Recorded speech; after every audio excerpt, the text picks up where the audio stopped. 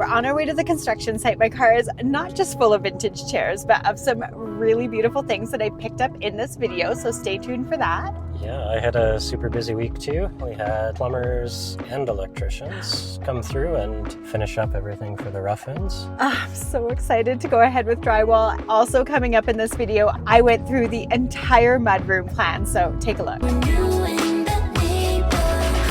Just waiting for plumbers to arrive. We've brought everything we're going to need up into the bathroom. I'm just doing a bit of a layout so we know exactly where we're going to put everything. So I've marked out the shower drain on the floor, so that's where we'll drill out for that drain pipe. I've actually installed where the shower head's going already, so I've centered that on the drain of the shower pan. I've reused the old pipe and I've mounted it a little bit higher. Typically a shower head is at about 80 inches high. This one I've gone 4 inches higher because we're using a bit of a rain head. If you're taller, you might want to go even higher than that. Best thing to do is just make sure things are on site. Stand where the shower is going to go and hold the shower head where you think it's going to work best, and then figure out how high you want to put it. For the controls, being a stand-up shower, we're going to be a little higher than what a tub would be, but we'll probably be at about 40 inches for that. But again, we can stand in the shower and just kind of play around with the height where you think feels best for you. Another little tip, when you're ordering your controls, make sure it says rough-in included. A lot of times they're sold just as a trim kit, so you may have to order the rough-ins separate.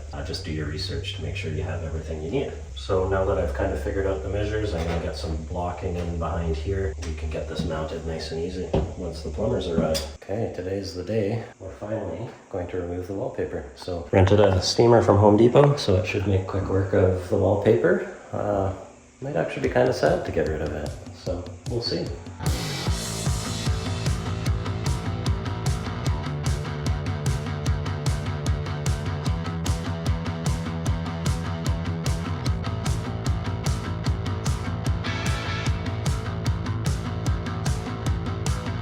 Okay, wallpaper is all off. Got a bit of a mess to clean up. See if I can get an angle for you. You can see there's actually kind of a layer of glue that's left on the wall. And then every now and then little hunks of glue, a little bit of paper we missed. But that's why we're going to use this Problem Surface Sealer. So we'll roll that on top and then we'll do any drywall repairs we need to do. And then we can put a coat of primer and paint on. Feel like we're getting somewhere.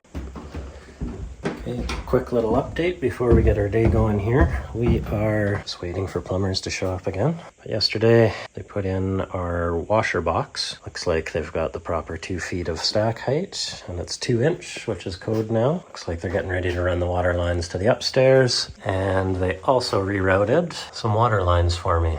They used to be running right along here. And in order to frame this wall, I needed those moved, so looks like I can get that wall framed once they're done down here. And they also cleared the water lines here, so that means I can build this little wall and entrance into the crawl space. They should be here soon to continue on and hopefully get the tubs installed today. And I'm gonna start working on getting rid of some of the squeaks in the floors. I've decided to screw down the subfloor in every room. So we're gonna run screws probably every 6 to 8 inches along the joists everywhere. The house was originally built, we're on 3/4 inch plywood subfloor. The few pieces I've taken up, they have used adhesive here and there, and then it was nailed down. So we're gonna use screws, which should help it hold down better, prevent more squeaks from happening in the future. I'm in the kitchen, I'll show you a squeak here, and we've got another one over here.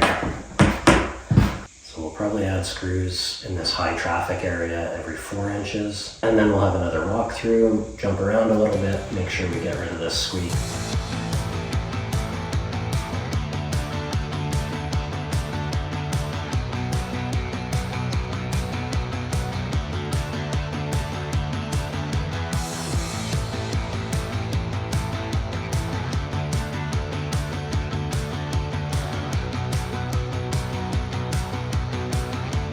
Okay, I am here at Home Depot because I don't know if you remember back in the episode where we picked our hardwood flooring, I found the most gorgeous marble mosaic and it has been haunting me. We were only able to get 9 square feet that day, but I'm at a different Home Depot and I'm going to see if I can pick up a bit more because I have an idea on how to use that marble mosaic for the 2 showers. So let's see how it goes. Okay, I have spotted this one, which is very similar to the one we picked up the other day and super good price. The other thing is that I wanted some straight set because I had an idea of how to do maybe straight set in one of the bathrooms and then maybe we do the herringbone in the other bathroom. So this isn't the exact one. We'd have to return the 9 square feet that we have, but let's see if we can find the actual one that we were here for. Maybe we're making a switch. One of the things I love about that other one is that the scale of the herringbone is a little bit bigger, which will help it feel a little bit more modern. I do want that modern organic vibe throughout the house, so I'm really liking that new one I found. And $7.98, what a bargain! These shelves are very sparse and I am not having any luck. I came all the way down this very empty row looking for the little bit that the website said that they had. So you're not going to believe it. Buried behind all of this stuff. Do you see it?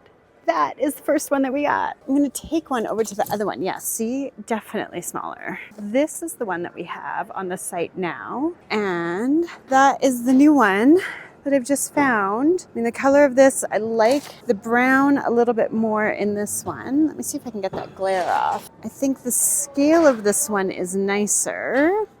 And I love that I can have that combo. And this one has so much brown that I'm guessing that if I look at, some other ones have nice bits of brown in them. So I'm going to, there's a ton of variation. So I might do some cherry picking to get exactly the colors that I want.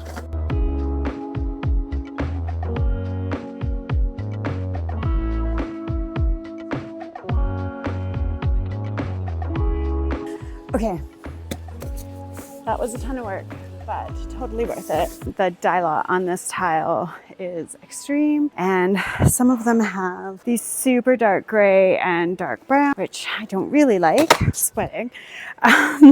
So I narrowed it all down to these prettier, softer shades, which I like more. I think that was super successful. That is going to be a really great way to stretch my budget, so I'm super happy about that. I logged my cart full of beautiful tile. I am still sweating down to the butcher block because I've never really looked at the butcher block colors in person. What I found is this really beautiful, like more walnut shade, which is the color that I want to go with, and it's only $2.39. She is a beauty and it's going to look amazing with everything else I've picked. I'm just going to give you a quick morning update. We're in the upstairs bathroom. Plumbers are done, so we have our new setup for our dual vanity, for the drains, water lines, the venting. Toilet hasn't moved, so they didn't change anything there, except we have a new PEX water line. Shower pan, drain is in, and new tub controls, or shower controls I should say, are all set. Everything's pressurized up. No signs of leaking,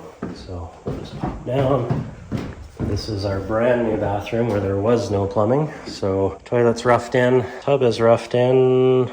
Looks like we got a screw in it, so we're gonna get this tub and shower pan cleaned up, vacuumed out, and I'll cover those up. Again, we've got our tub control, shower head. We did end up running 3/4 inch lines all the way from the basement, just because we're adding a bathroom to it. It was only 1/2 inch before. Doing the 3/4, this way we shouldn't have any pressure drops if both bathrooms are being used at the same time. We have our drain in and water lines in for our single vanity. So everything is all set here for plumbing. So we're trying to get our inspection for that done on Thursday. So hopefully that happens, if not Friday. Sorry, I'm kind of running through the house here. That's our fridge water line. So I've left the floor open. They actually haven't connected that yet. So I'm actually gonna get them to come back and make the final connection, which is actually in the mechanical room, so not a big deal. We could do it after, but I want to make sure that line's pressurized up before I close the floor, just so I can make sure there's no leaks for the fittings. I'm going to finish framing down here because I need to get this done. Trent, the electrician, is coming back. He needs to finish down here in the basement, but I've needed the water lines moved so I could get the walls framed so he could finish. So that's why I'm running. So hopefully the camera's not too shaky because I have to start framing. So I'm gonna get that finished up and hopefully I'll have it done by the time Trent gets here around 9.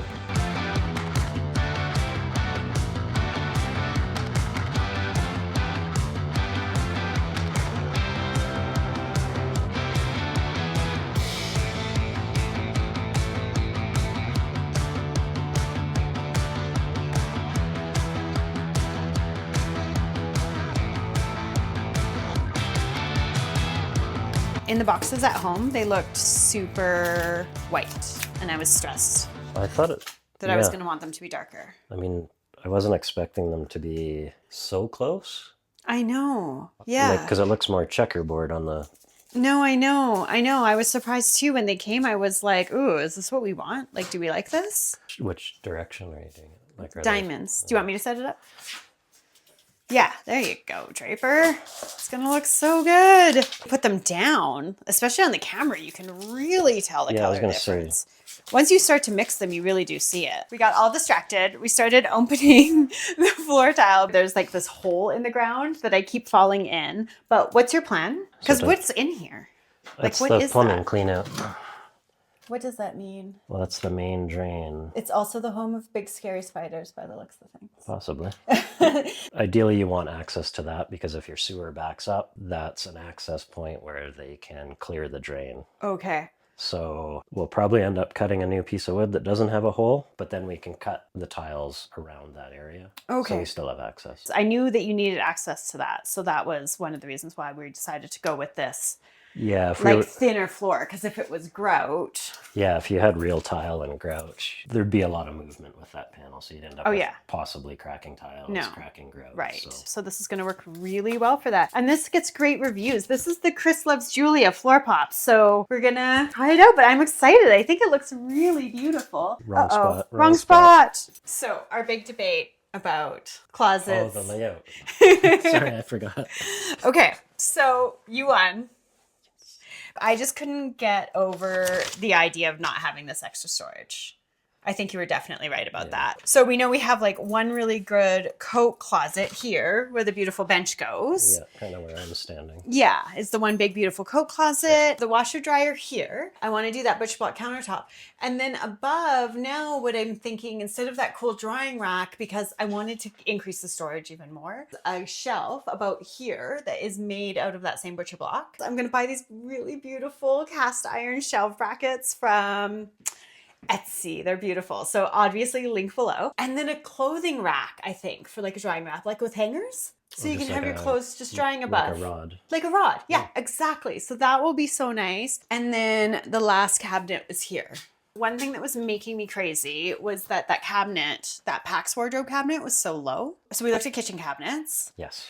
And two really awesome things happened. The first off is that they're much higher. So we don't have that weird gap at the top. We're going to end up just like finishing it with crown molding, which is amazing. Yeah. But the other thing that happened is, okay, I am so excited. Thank you, Draper. Ooh, okay. The best part of anything is that peeling off the, sorry, it's so loud, but it's so rewarding. This color. Yeah, it's actually, I kind of like it down here. Isn't it gorgeous? Here, let's see it with the floor. Will you hold it up for me?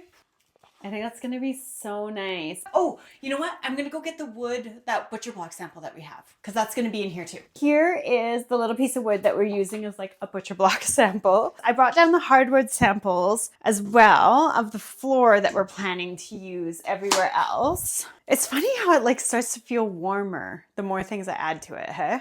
Yeah, it feels really good. The flooring that's everywhere will be on the stairs coming down into here. Yes. So it will touch this Yeah, flooring. exactly. So this line, they have one that is a bit of a warmer color, but it's a fake wood texture. And I don't want like one fake wood texture and then a totally different fake wood texture. So that is something that I wanted to point out. If you're looking at these floor pops, floor tiles, and you know that you're mixing it with either real wood or some other sort of wood look flooring, I definitely would not recommend mixing two different woods. I would say if you have one wood, it's one wood and you're mixing it with like a stone look or a natural stone tile. So just leaving that little tip here for you. Oh my goodness. And the other thing that I wanted to make sure that I shared. Okay, so my beautiful paneling. Will you grab me that piece of paneling? It will be impossible to get down into this room because the ceiling's so low. Chris was just really kind and carried down the paneling for me. We want to get away from the, what did you call it? I think it was dingy.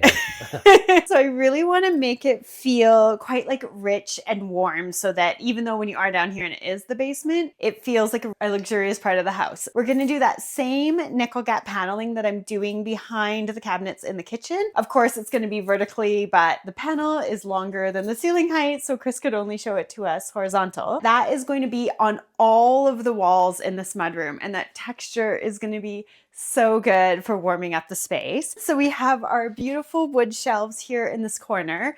Our bench goes across here. We're gonna have a really nice wood board here with hooks on it. And then I got the sweetest lights, but I'm gonna need a minute to unpack them. So stay tuned. Oh my God, I can't believe Amazon.